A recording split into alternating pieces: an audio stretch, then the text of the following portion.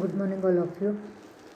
In our last lecture, we have seen about types of industrial accidents as well as general safety norms for an industrial unit and preventive measures.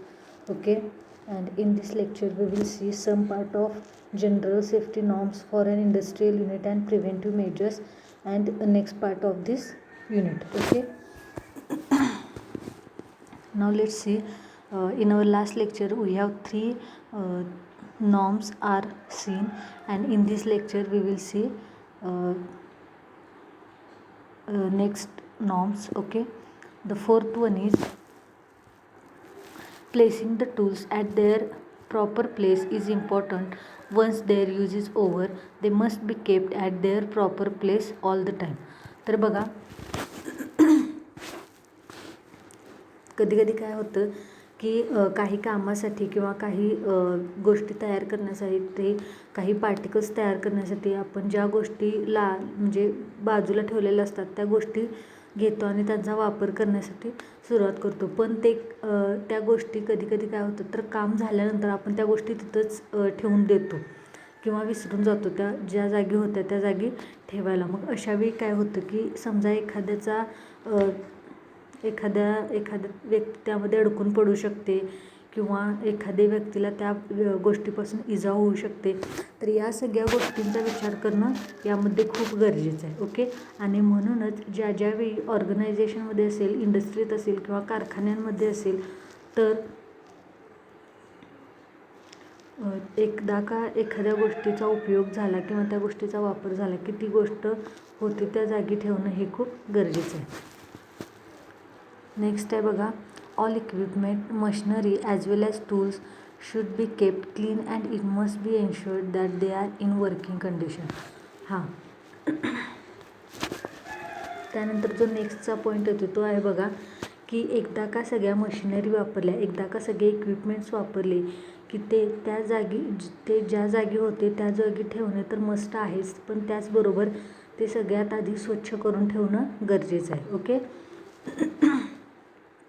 आणि ती वस्तू परत होती त्या जागी ठेवत असताना ती वस्तू स्वच्छ आहे की नाही, चांगल्या योग्य पद्धतीने तिची आपण काळजी घेतली का, समजा जर त्याला ग्रीसिंग वगैरे किंवा ऑइलिंग वगैरेची गरज असेल तर ते आपण केले का, की जेणेकरून नेक्स्ट टाईम आपण ज्यावेळी ती वस्तू वापरू त्यावेळी कुठल्याही प्रकारचं त्रास किंवा कुठल्याही प्रकारचा त्या वस्तूपासून आपल्याला किंवा एखाद्या वर्करला धोका होणार नाही. हे सुद्धा खात्री करून घेणं तेवढंच गरजेचं आहे. त्याचबरोबर ती जी गोष्ट आहे किंवा ती जी वस्तू आहे जी आपण नेक्स्ट टाईम वापरणार आहोत किंवा आत्ता जरी वापरायची झाली तर ती वर्किंग कंडिशनमध्ये ठेवणं खूप गरजेचं आहे. समजा त्यामध्ये काही बिघाड आला असेल, समजा आता इलेक्ट्रिकल वस्तू असेल, ओके, आणि त्यामध्ये जर शॉर्ट सर्किट होत असेल किंवा स्पार्कलिंग होत असेल तर अशावेळी ती गोष्ट योग्य त्या व्यक्तीला दाखवणं आणि ती दुरुस्त करून घेणं किंवा ती रिपेअर करून घेणं आणि मग ती कामगारांना वापरासाठी देणं हे खूप यामध्ये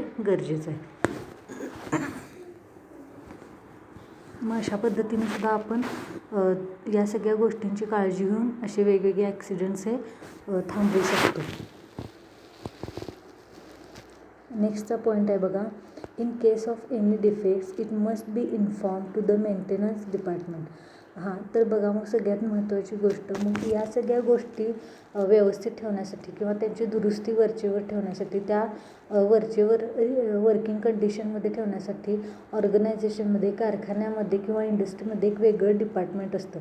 त्याला आपण काय म्हणतो तर मेंटेनन्स डिपार्टमेंट. मग हे जे मेंटेनन्स डिपार्टमेंट असतं, जर समजा एखाद्या वस्तूमध्ये शॉर्ट सर्किट होत असेल किंवा स्पार्कलिंग होत असेल आणि ती जर वस्तू वापरायोग्य नसेल तर त्यावेळी मेंटेनन्स डिपार्टमेंटला सांगणं ही कुणाची जबाबदारी आहे तर ती वस्तू जी व्यक्ती वापरते त्या व्यक्तीची. ओके, जेणेकरून पुढच्या व्यक्तीला किंवा त्याच व्यक्तीला परत ती वस्तू वापरत असताना कुठल्याही प्रकारचा ॲक्सिडेंट होणार नाही किंवा कुठल्याही प्रकारची इजा होणार नाही त्या वस्तूपासून. ओके,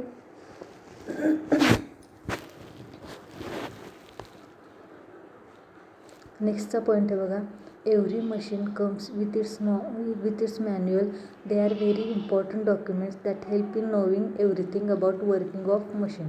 आता बघा, कुठलीही वस्तू आपण नवीन घेत असताना त्या वस्तूबरोबर जरी आपल्याला त्या वस्तूचं प्रॉपर नॉलेज नसेल तरीसुद्धा काय होतं तर त्या वस्तूबरोबर एक मॅन्युअल येतं. मॅन्युअल म्हणजे काय, एक पुस्तक असतं ज्याच्यामध्ये ती वस्तू कशा पद्धतीनं वापरायची आहे किंवा एखादी वस्तू समजा वेगवेगळे पार्ट्स दिले असतील तर ते पार्ट्स कसे एकत्र करायचे आणि ती वस्तू कशी जोडायची आहे हे सगळं त्या मॅन्युअलमध्ये सांगितलेलं असतं. ओके. आणि यामुळं काय होतं तर तुम्हाला भरपूर मदत होते की एखादी वस्तूचा वापर कसा करायचा किंवा ती वस्तू माहिती कशी करून घ्यायची हे आपल्याला समजण्यासाठी त्या गोष्टीतून काय होत असते तर हेल्प होत असते.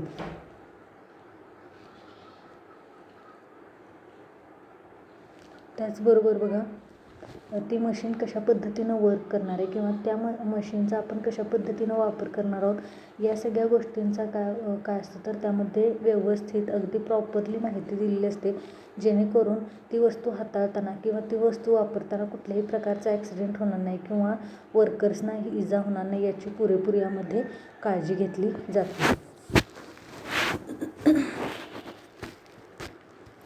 नेक्स्टचा पॉईंट आहे बघा, care should be taken that hands, fingers and even other body parts should not be injured. Sorry, 8 नंबरचा पॉईंट आहे, machines and equipment that are not in use needs to be kept shut down.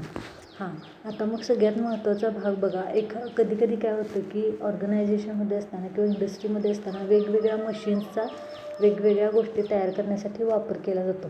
मग कधी काय होतं की एखाद्या मशीनचा बरेच दिवस वापर होत नाही. ओके. मग अशा कंडिशनमध्ये ती मशीन चालू न ठेवता किंवा समजा प्लगला त्याच्या वायर वगैरे लागले असतील तर ते स्विच सगळे ऑफ करून किंवा त्या प्लगपासून वायर्स बाजूला काढून, त्याचबरोबर समजा जर त्या वस्तूंना धार असेल तर अशा प्रकारच्या वस्तू बंद करून ठेवून किंवा त्यांच्यावरती व्यवस्थितरित्या आवरण वगैरे घालून जर त्या वस्तू ठेवल्या तर त्यामध्ये सुद्धा कुठल्याही प्रकारची वर्कर्सना भीती नसते किंवा कुठल्याही प्रकारची इजा होण्याची शक्यता नसते.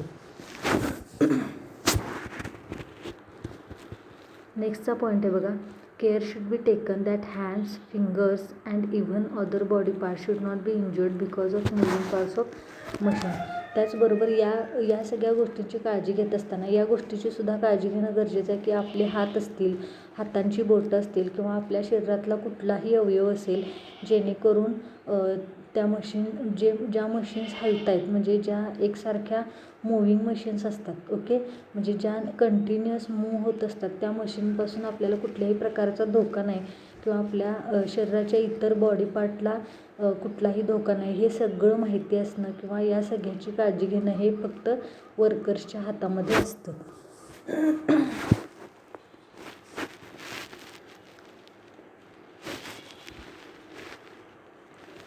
नेक्स्ट पॉईंट आहे बघा, every machinery must have safety guards install by manufacture. हां, मग आता प्रत्येक मशिनरीला सेफ्टी गार्ड असणं किंवा ती मशीन कशा पद्धतीनं त्याचं काम झालं तर शटडाऊन करून ठेवायची, त्याच्यावरती काय झाकायचं किंवा कशा पद्धतीनं ती पूर्ण अवस्थेमध्ये बंद स्वरूपात ठेवायची या सगळ्या गोष्टीसुद्धा मॅन्युफॅक्चररकडून दिलेल्या असतात. म्हणजे ती मशीन ज्यांच्याकडून आपण विकत घेतो त्यांच्याकडून त्या सगळ्या ज्या काही इन्स्ट्रक्शन्स असतात त्या दिल्या गेलेल्या असतात. मग त्या माहिती असणं आणि त्या पद्धतीनं त्यांचं जे काही सेफ्टी गार्ड्स वगैरे असतील तर त्या गोष्टींचा वापर करणं हे खूप यामध्ये गरजेचं आहे. नेक्स्ट पॉईंट आहे बघा, employee should not modify any machine, they should be repaired और modified by the special technical person who is train for it. हां, आता सगळ्यात महत्त्वाचा पार्ट, कधी काय होतं की आपल्याला भरपूर कामाचा ताण असतो आणि अचानक त्यामध्ये मशीन बंद पडते. ओके. मग अशा वेळी आपण काय करतो तर आपल्याकडून काय होतं आहे का किंवा आपल्याला काही जमतं आहे का वगैरे अशी उत्सुकता असणारी बरीच लोकं असतात आणि मग ती काय करतात तर ते मशीन खोलणं किंवा त्या मशीनमध्ये हात घालणं. ओके.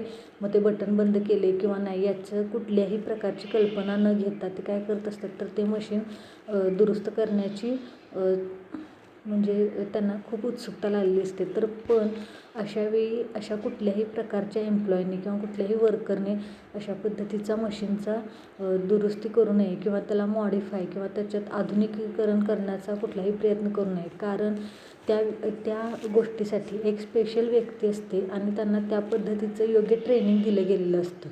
ओके, मग ती मशीन बंद करायची आधी आणि मग त्याच्यानंतर त्याचा उलगडा असेल तो करायचा, हे सगळं त्या व्यक्तीला माहिती असतं आणि त्यांना या गोष्टीचंच ट्रेनिंग दिलेलं असतं. आणि म्हणूनच जर एखादी म्हणजे त्या मशीनबद्दल माहिती नसलेली व्यक्ती जर समजा त्यामध्ये काही हस्तक्षेप करत असेल तर अशावेळी मग इजा होण्याची त्या व्यक्तीला किंवा ॲक्सिडेंट्स घडण्याची ही शक्यता जास्त असते.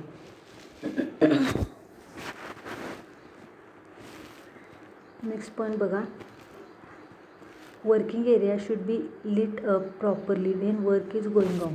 तर बघा, वर्किंग एरिया जो असतो तो काय करणं, तर व्यवस्थित लाईटअप करणं हे सगळ्यात गरजेचं आहे. म्हणजे समजा एखाद्या अंधाऱ्या खोलीमध्ये काम सुरू असेल तर त्या ठिकाणी जागोजागी जर प्रकाश दिवे लावण्याची सोय असेल किंवा लाईट्स लावण्याची सोय असेल तर ते लावणं खूप गरजेचं आहे. जेणेकरून जरी नाईट शिफ्टमध्ये काम असेल तरीसुद्धा वर्कर्सना त्या कुठल्याही गोष्टीचा त्रास होणार नाही आणि आपण मशीन्स ज्या हँडल करतो त्या कशा पद्धतीनं वर्क करत आहेत हे सुद्धा वर्कर्सना चांगल्या रीतीनं लक्षात येईल.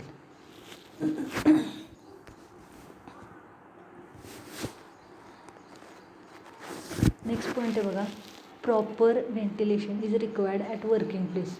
प्रॉपर व्हेंटिलेशन म्हणजेच काय, तर एखाद्या ठिकाणी हवा खेळती राहणे. मग तुम्ही ज्या ठिकाणी काम करताय त्या ठिकाणी कधी काय होतं तर गॅस गळती होणं किंवा केमिकलची गळती होणं, वायूची गळती होणं वगैरे अशा प्रकारच्या गोष्टी घडत असतात. मग अशा गोष्टींसाठी मग या गोष्टी घडू नयेत किंवा समजा इनकेस अशा गोष्टी घडल्या तर त्यापासून बचाव करण्यासाठी तुम्ही ज्या ठिकाणी काम करताय किंवा ज्या ऑर्गनायझेशनमध्ये ज्या इंडस्ट्रीमध्ये काम करताय तिथं भरपूर खिडक्या असणं, भरपूर सूर्यप्रकाश, त्याचबरोबर हवा खेळती राहणं, जेणेकरून जरी गॅस लीक झाला किंवा एखादा वायू लीक झाला तर तो तेवढ्याच खोलीमध्ये न कोंडता तो इतरत्र पसरला जाईल आणि त्याचा धोका कमी होईल. ओके, तर या सगळ्या गोष्टींची काळजी घेणंसुद्धा खूप गरजेचं आहे. त्यानंतर नेक्स्ट पॉईंट आहे बघा, working areas need to be kept clean and organised. त्याचबरोबर बघा, वर्किंग एरिया हा स्वच्छ आणि व्यवस्थित आणि नीटनेटकं ठेवणं हे खूप गरजेचं आहे. ओके, तुम्ही ज्या ठिकाणी काम करत असता त्या ठिकाणी जी वस्तू घेतली आहे ती परत त्या ठिकाणी ठेवणं ही तुमची जबाबदारी आहे. त्याचबरोबर तो एरिया क्लीन असणं म्हणजे जेणेकरून आपल्याला परत तिथं काम करण्यासाठी उत्साह वाटेल. ओके, आणि त्याचबरोबर सगळ्या व्यवस्थित सगळ्या वस्तू ज्या असतील त्या योग्य रीतीनं मांडलेल्या किंवा योग्य रीतीनं त्यांचा वापर केला गेला असणं खूप गरजेचं आहे.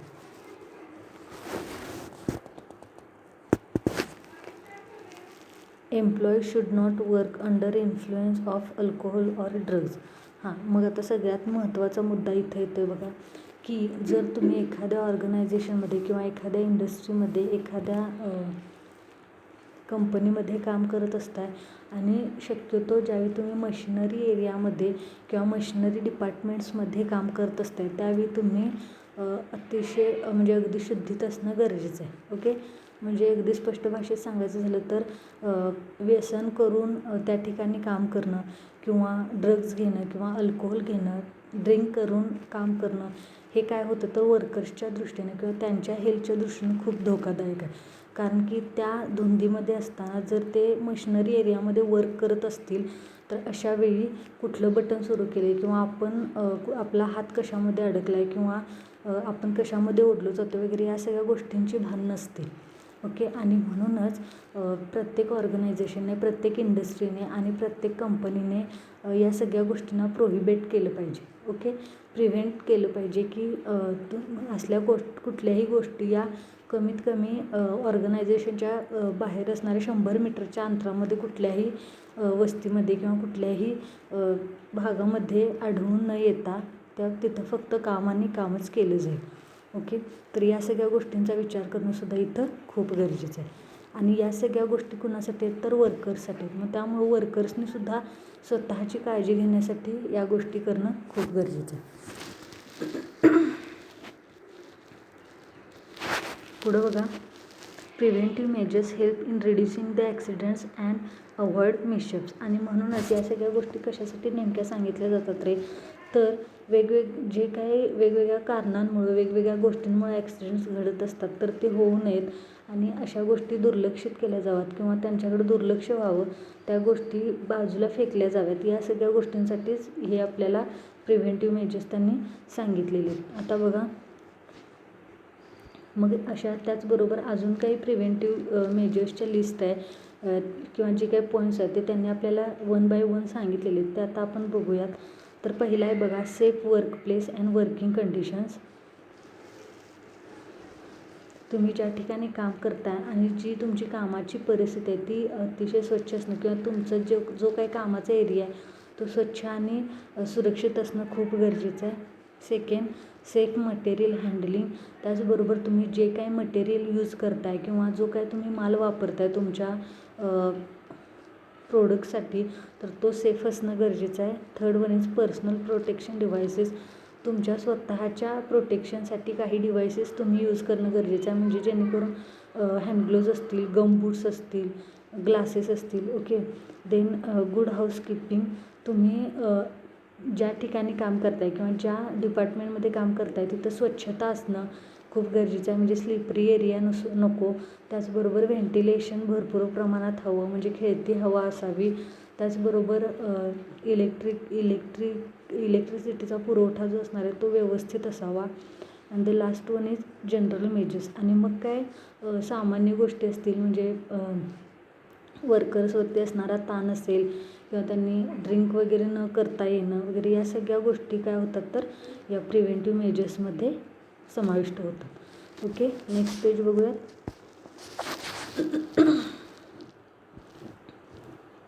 आता यामध्ये ज्या त्यांनी आपल्या हे जे 4-5 पॉईंट्स सांगितलेले आहेत ते 1 बाय 1 एक्सप्लेन करून दिलेले आहेत, ते कशा पद्धतीनं हे आपण बघूयात.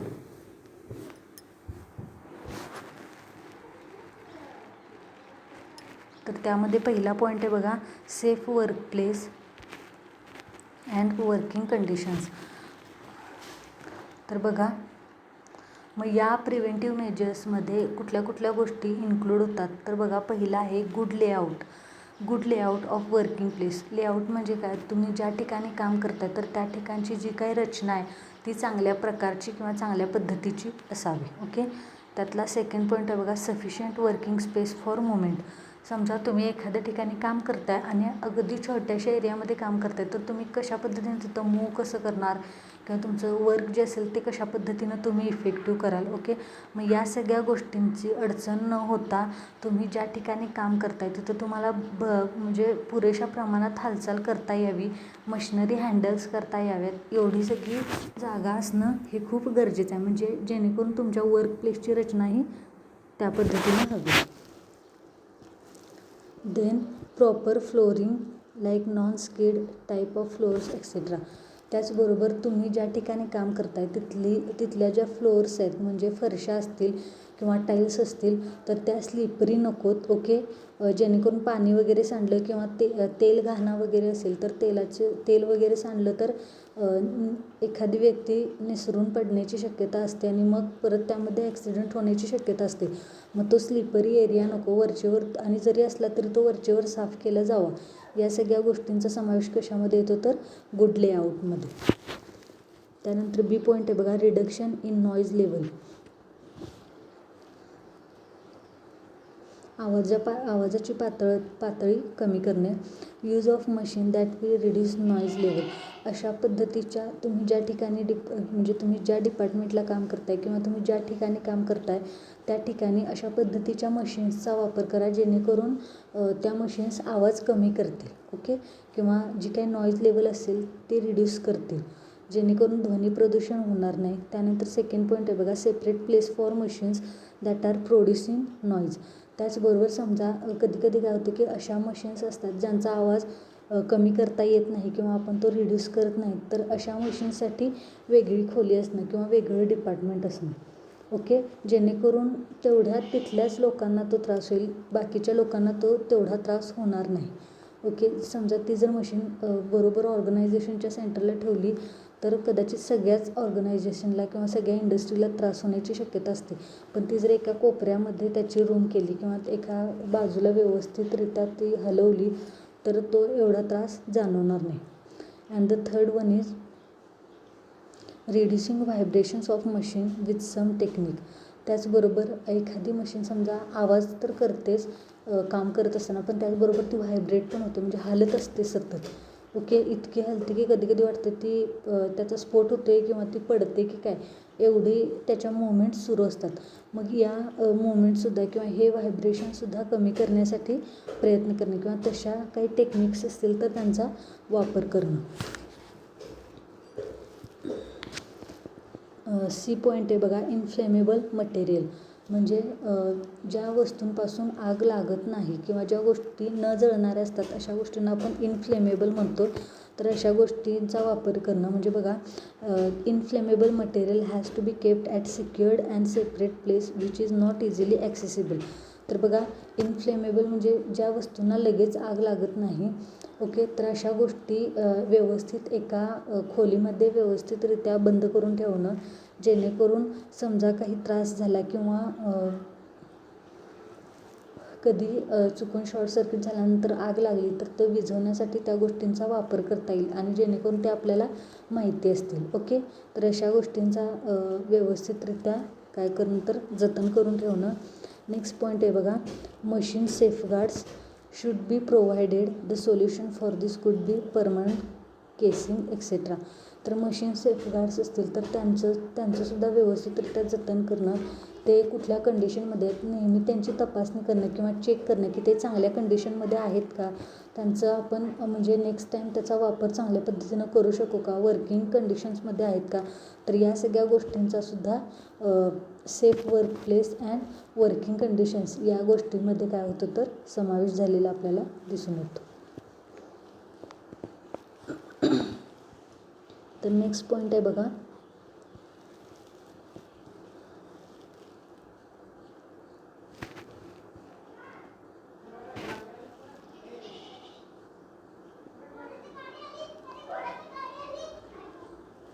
there should be fencing for machine or to their parts if safeguards cannot be used.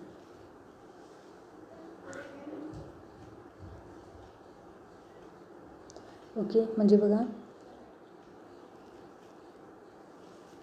There should be fencing for machine or to their parts if safeguards cannot be used. त्याचबरोबर त्या मशीन्स व्यवस्थित बंद असणं, जर त्या मशीनचा आपण safeguard वापरत नसू तर त्या पद्धतीनं त्याची काय करणं तर तडजोड करून ठेवणं. ओके, नेक्स्ट पॉईंट आहे बघा,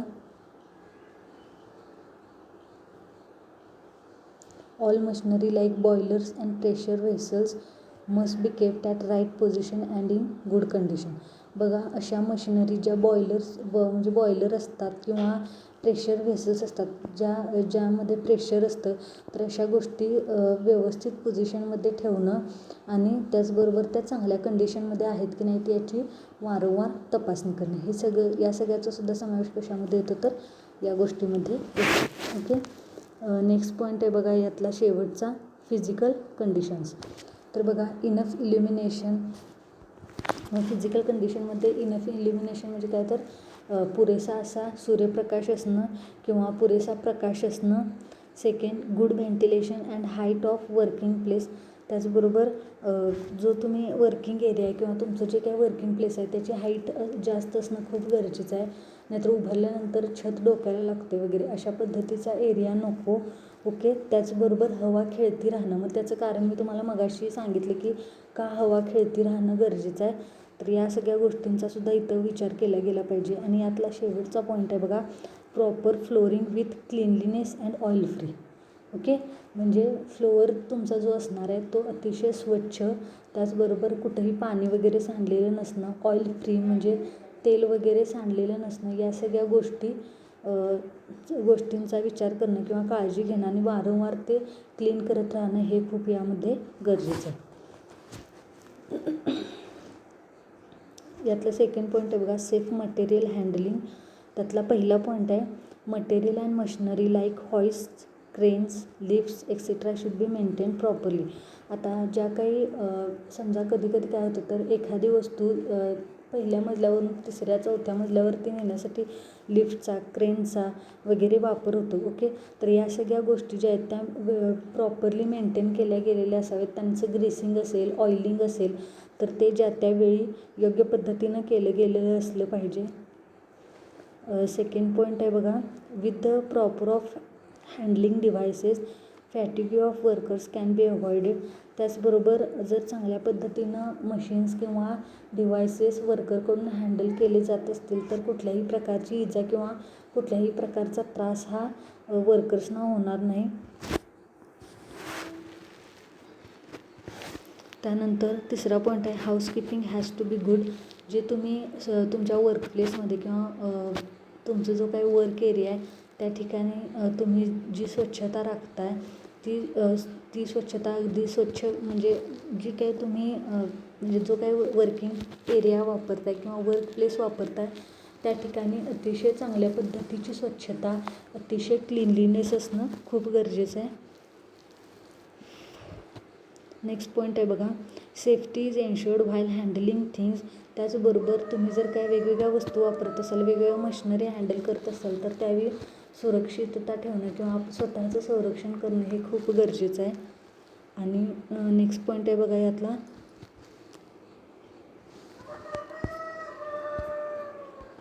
म्हणजे सेकंड पॉईंटमधला हा लास्टचा पॉईंट आहे, separate passings need to be maintain for equipments and men. Okay, तर बघा, तर ज्या काही गोष्टी सेपरेट ठेवण्याची गरज आहे किंवा त्या ज्या म्हणजे मग त्या आवाज करणाऱ्या मशिनरी असतील वगैरे किंवा आग न लागणाऱ्या वस्तू असतील तर अशा वस्तू बाजूला ठेवणं आणि त्या व्यवस्थितरित्या मेंटेन करणं किंवा जे काही इक्विपमेंट्स असतील जे आत्ता लागत नाही त्यांची गरज पण भविष्यामध्ये लागते तर त्या वर्किंग कंडिशनमध्ये ठेवणं, या सगळ्या गोष्टींचा इथं विचार करणं हे खूप गरजेचं आहे. ओके, तर हा यामधला आता आपला फर्स्ट पॉईंट आणि सेकंड पॉईंट इथं कंप्लीट झालेला आहे.